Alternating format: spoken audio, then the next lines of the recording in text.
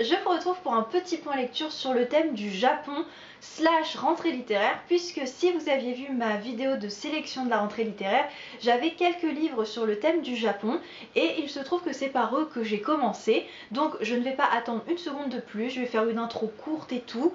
On est parti! Le premier roman que je vous présente, c'est Une rose seule de Muriel Barbery, publié aux éditions Actes Sud. Très court roman dans lequel on va suivre Rose qui arrive au Japon pour recevoir le testament de son père japonais qui vient de décéder et qu'elle n'a jamais connu. Ce père a demandé à son assistant de conduire Rose dans tout un, on va dire un parcours jour après jour pour que, en gros, elle découvre un petit peu qui il était, ce qu'il aimait faire, et puis un peu les traditions du Japon. Donc on va suivre un petit peu tout ça, et également toutes les préoccupations de Rose, en fait, qui découvre une culture et un père finalement qu'elle ne connaît pas du tout. C'est un roman que j'ai qualifié auprès de mes collègues de roman intello. Alors pourquoi? Parce que c'est extrêmement bien écrit, la plume de l'autrice est sublime, il y a de magnifiques phrases, l'ambiance du Japon est vraiment présente, on est complètement immergé, imprégné par cette culture japonaise, on découvre les choses en même temps qu'elle, c'est très poétique, on est complètement porté dans cette bulle, franchement c'est d'un point de vue de l'écriture, de l'ambiance, c'est sublime. Maintenant l'autrice insère tout un tas de préoccupations que je considère existentielles et qui, pour moi, en ce sens, font de ce livre un livre intello. Parce que pour moi, vous savez, c'est très cliché ce que je vais dire, mais les préoccupations qu'il y a dans ce livre, il y a clairement que les intellos pour les avoir. Parce que les gens de la vraie vie, entre guillemets, n'ont pas le temps de se préoccuper de tout ça. Ils arrivent, tchac, ils ont le testament, ils découvrent le Japon, c'est super, on découvre des choses, crac, boum, on repart en avion. Voilà, fin. Elle, non. Elle va se laisser porter, elle va s'arrêter sur des choses, voilà.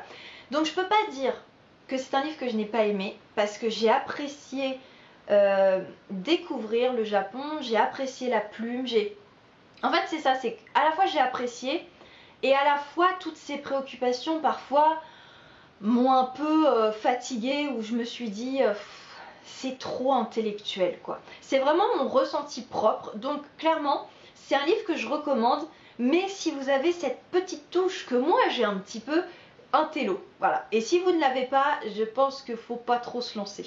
Le deuxième livre, je triche un petit peu puisqu'on n'est pas vraiment au Japon, mais c'est la plus japonaise des francophones qui l'a écrit, donc j'avais envie quand même de le mettre dans ce point lecture, voilà. Et puis c'est ma vidéo, donc je fais ce que je veux. Donc je vous présente le dernier roman sorti d'Amélie Nothomb, donc Les Aérostats, d'ailleurs je ne sais même pas comment ça se prononce, publié comme d'habitude aux éditions Albin Michel. Voilà. Je pouvais pas faire un point lecture sur le Japon sans mettre Amélie Nothomb, en plus rentrée littéraire, tout ça, bref. Donc dans ce livre, on va suivre une jeune fille, une étudiante, qui va se retrouver à donner des cours particuliers de français à un lycéen qui ne sait pas lire. Donc pas dans le sens où il est illettré, mais dans le sens où il ne sait pas lire de livres, c'est pas dans son éducation, et donc en fait le père lui demande de lui apprendre, de lui faire découvrir le français et les livres. Et ce père, il est très malsain, il contrôle complètement la vie de son fils, et elle va arriver là-dedans et elle va forcément provoquer des choses. Voilà, je ne vous en dis pas plus parce que ce serait vous spoiler, mais en tout cas, sachez que il me faut vous donner un double avis. Le premier, c'est que d'un point de vue purement objectif, il est très bien, voilà. C'est du pur Amélie Nothomb. Si vous étiez déjà là sur la chaîne l'année dernière, vous savez que Soif, qu'elle a sorti donc en septembre dernier, m'avait complètement perturbée.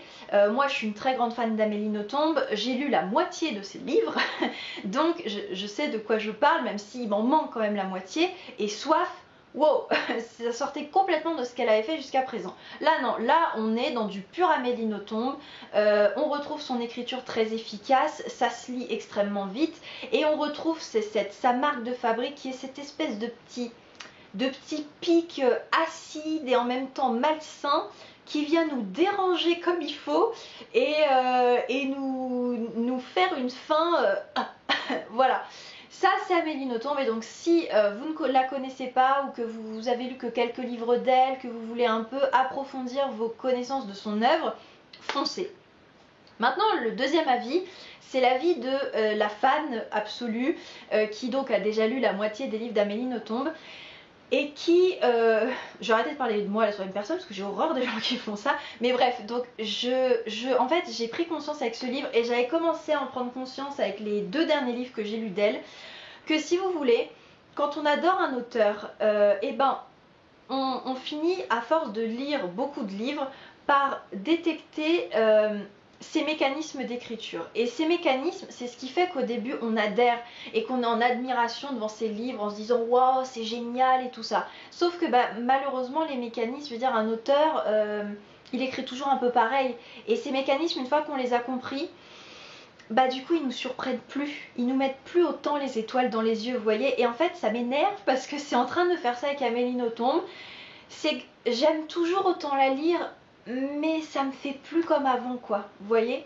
Donc alors après, est-ce que c'est juste que les derniers livres que j'ai lus d'elle sont un petit peu en dessous de ce qu'elle a pu faire? Mais honnêtement je pense pas. Et je pense que c'est juste que je commence à m'habituer à son style et que du coup, comme dans un vieux couple, je me suis habituée et la passion des débuts est un peu passée, quoi. Voilà. Donc je ne sais pas si ça vous a déjà fait ça avec un autre auteur. Consolez-moi et rassurez-moi si c'est le cas. Sinon, va falloir que je m'y fasse. Et enfin, le dernier livre, c'est un livre que je n'avais pas en ma possession quand je vous avais tourné ma vidéo de sélection. C'est La République du Bonheur d'Ogawa Ito, publié aux éditions Piquier. Alors, c'est mieux de se renseigner avant de commencer un livre, mais en fait il se trouve que c'est une suite. C'est la suite de La Papeterie de Tsubaki, livre en plus avec lequel Ogawa Ito a eu beaucoup de succès, en tout cas en France. Et du coup c'est vrai que dans ce livre, on va continuer de suivre le personnage principal qui s'appelle donc Atoko, qui donc vient de se marier avec un homme qui a une petite fille. Elle est en admiration, adoration devant cette petite fille. Et donc on va suivre son quotidien de récente femme mariée, toujours sa vie dans sa petite papeterie, les demandes un petit peu particulières de ses clients, sa vie au quotidien avec les traditions du Japon, avec ce qu'elle mange, tout. Voilà, on est dans la vie d'une femme, d'une jeune femme japonaise de nos jours. Voilà. Mais c'est vrai qu'étant donné que c'est une suite, l'auteur, en fait, on a l'impression que là, elle reprend vraiment là où elle s'est arrêtée à la fin du 1, que je n'ai pas lu, donc je parle en supposition, et elle reprend. Et c'est vrai que du coup, quand on n'a pas lu le 1, c'est un peu perturbant parce que on débarque dans le livre en se disant qui est qui, quels sont les liens entre les gens, quel est cet endroit, ça a dû se passer dans le 1, enfin voilà. C'est vrai qu'on est un petit peu perdu, donc mon avis premier c'est de vous dire, lisez peut-être d'abord le 1 et ne faites pas comme moi, lisez le 2. Sincèrement j'ai hésité à me dire, honnêtement au bout de 30-40 pages je me suis dit ça n'a pas de sens quoi, repose-le, prends le 1 et puis continue après. Mais en fait j'avais la flemme, je me disais non je suis pas dans l'état d'esprit de me faire les 2 tomes d'un coup, donc tant pis je lirai le 2 avant le 1, j'ai déjà fait ça avec plein d'autres trucs, ce sera pas la première fois. Et puis bon c'est vrai que finalement quand on tient bon, c'est un petit livre qui se lit tout seul, même si il y a quand même beaucoup de références au Japon, mais là tome 1, tome 2 à mon avis c'est la même chose, qui sont pas du tout expliquées. Et c'est vrai que quand on ne connaît pas le Japon, on est un peu en mode ok, je sais pas trop ce que c'est mais ok, voilà. C'est le seul petit reproche que je peux faire, c'est que moi qui n'aime pas trop les légendes de bas de page dans les romans, là je pense que ça aurait été pas mal sur certains trucs parce que en tant que français on est un petit peu perdu. Mais si on met tout ça de côté, c'est un petit livre doudou, super. Franchement il est à l'image de sa couverture là, toute mignonne, toute douce, avec le petit chat, les petites fleurs, c'est ça en fait. Voilà, Atoko, elle nous raconte, c'est comme un peu son journal intime. Voilà, elle nous raconte sa petite vie, ses pensées, tout ça, et c'est super mignon. Et je pense sincèrement que si déjà vous recherchez un livre un peu doudou, mais qu'en plus vous cherchez un livre pour découvrir un petit peu la littérature japonaise, mais sans trop partir dans des ouvrages trop complexes, parce qu'on sait que les littératures, surtout loin comme ça, que ce soit l'Asie, l'Amérique latine, l'Afrique, c'est des littératures qui sont particulières et très différentes des nôtres, donc parfois c'est difficile de rentrer dedans. Là, on va dire, c'est une narration, un schéma dans lequel on se retrouve assez européen, si je peux dire ça comme ça, je sais pas trop si voilà, mais vous serez pas perdu quoi. Donc du coup, bon, vous lancez peut-être pas tout de suite dans celui-là, mais en tout cas je pense que vous pouvez foncer pour le tome 1 parce que c'est une petite lecture super agréable qui nous fait découvrir plein de choses sur le Japon et moi j'ai beaucoup apprécié.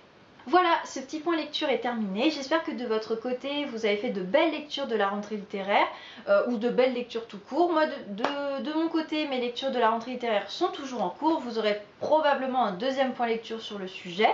Et puis, bah écoutez, sur ce, je vous dis à très vite dans une prochaine vidéo. Hasta luego!